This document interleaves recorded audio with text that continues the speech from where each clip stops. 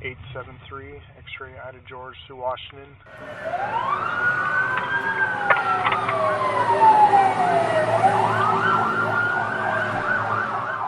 Police overreaction has been a hot topic lately, and the city of Pullman recently had its own case that raised some questions. November 2nd, Pullman Radio published a piece involving a shirtless cowboy and a terrified woman. Kohler Briggs was cited with a misdemeanor for displaying a weapon that can cause bodily harm.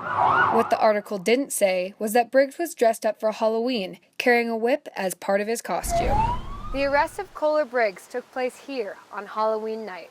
We were running this way, pouring down rain, and this is right when Kohler just cracked his whip in the air like this. And the police officers were down there. They were just around, like no one had called the police or anything. They were just down there. And we didn't see them, obviously, because we were running forward. He drew his gun as soon as I cracked my whip. They didn't see me crack my whip the first time because I was on the other side of a building. But I came from behind the building, cracked my whip, and he pulled his gun and told me to drop it. Wow. And I didn't know what was going on. I was just in hysterics that night. Literally, my roommates were bawling.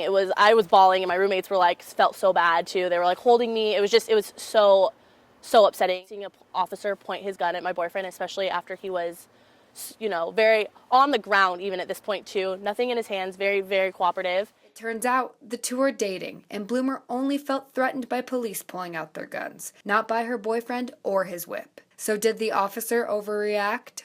That's a dangerous weapon, well within the range that it would cause an officer concern. Anybody has a knife, a whip, sword, we have the absolute right to have our gun out. I'm not going to sit there and wait to figure out what's happening before I make sure I'm protected. The officer, upon his investigation, had the reason to do what he did. I'm hoping that it gets resolved as just a really bad situation. While Briggs believes he did nothing wrong, he has agreed to accept a compromise deal to keep the issue out of courts. Pullman 463 stopping. Reporting from Pullman, I'm Kelsey Meyer.